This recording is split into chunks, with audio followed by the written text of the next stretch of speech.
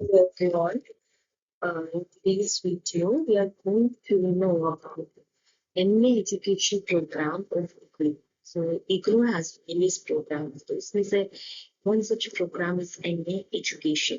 इसमें आपको complete details मिलेंगी जो IGNOU से related जो उन्होंने program बनाया है MA education का उससे related.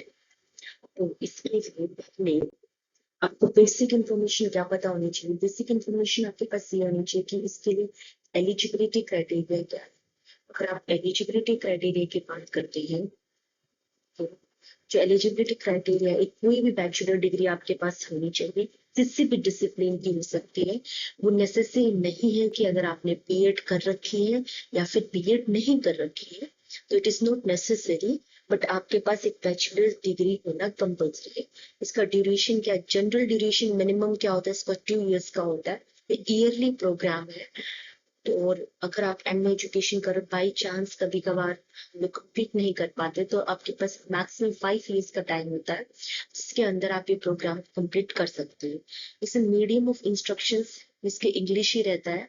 और उसके साथ साथ एक इम्पोर्टेंट चीज इसमें क्या होता है कि इसमें आपको असाइनमेंट्स लिखने होते हैं, टर्म एंड एग्जामिनेशन होते हैं, एक लास्ट में डेजर्टेशन होता है।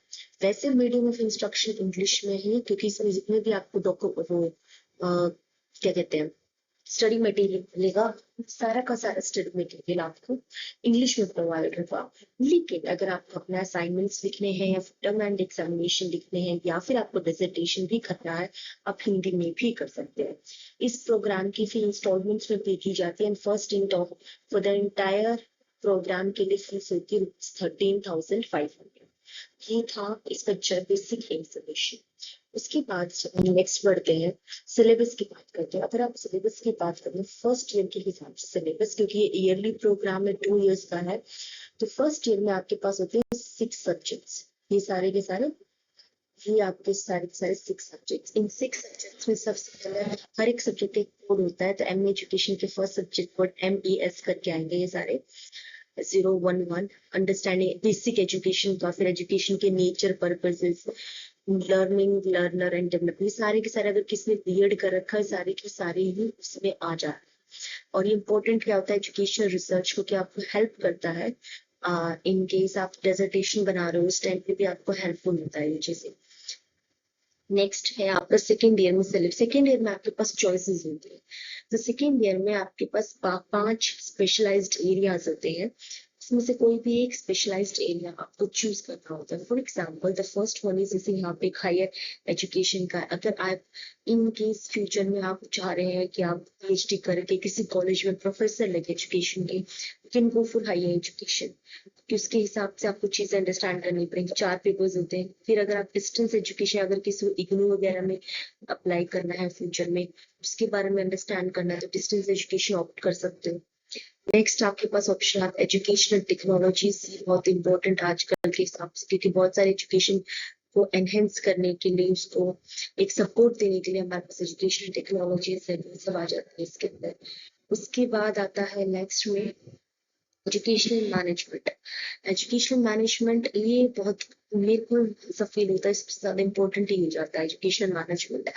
क्योंकि अगर आप किसी भी इंस्टीट्यूशन में एज अ प्रिंसिपल अपॉइंट होते हो, as a head master appoint होते हो, तो उस how would you manage everything, किस तरह से आप अपने अंडर जो पीपल है उनके साथ मैनेजमेंट में काम करोगे। तो ये इम्पोर्टेंट एरियाज उन लोगों के लिए जो कभी भी किसी भी पॉइंट पे मैनेजमेंट में जाना चाहते हैं, एडमिनिस्ट्रेटिव वर्क में जाना चाहते हैं इंस्टीट्यूशन के, उनके लिए।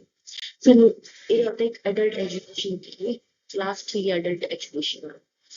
एंड में सबका क्रेडिट मिला कि एक इस सेकेंड ईयर के एंड में आपको एक प्रोजेक्ट सबमिट करना हो जिसको आप प्रेजेंटेशन के नाम से जानते हैं। इसके प्रोसीजर होता है, उसके लिए पहले आपको सिनॉप्सिस तैयार करने होते हैं। सिनॉप्सिस तैयार करने के लिए आप एक टॉपिक चूज करोगे। वो टॉपिक बेसिकली आपका इस तरह का होना चाहिए जिसपे आप थोड़ा बहुत रिसर्च कर सको, जिसपे डेटा कलेक्शन थोड़ा इजी हो सके। क्योंकि इट्स वेरी इंपॉर्टेंट कि आप विद डेटा उस चीज को आइडेंटिफाई करो। तो सिनॉप्सिस आप उस टॉपिक के बेसिस पे सिनॉप्सिस बनाएंगे, फिर वो सिनॉप्सिस आपका सबमिट होगा। अगर वो सिनॉप्सिस एक्सेप्ट हो जाता है तो ही आप फर्दर डेजर्टेशन का काम शुरू कर सकते हैं। अगर वो एक्सेप्ट नहीं होता तो आप डेजर्टेशन का काम शुरू नहीं कर सकते, फिर आपको एक अलग से टॉपिक लेना पड़ेगा।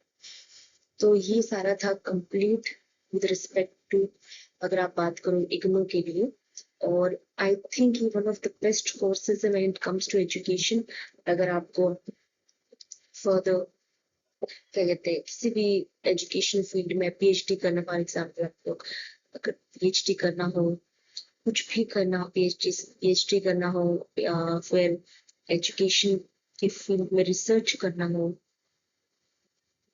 एजुकेशनल रिसर्च में जाना, तो इट्स इम्पोर्टेंट कि आप ये करें। ठीक है, that's all for this one. अगर इससे रिलेटेड आपके पास कोई क्वेरीज है कुछ है तो आप इस वीडियो के नीचे कमेंट कर सकते हैं। I will try to solve those things. All the best.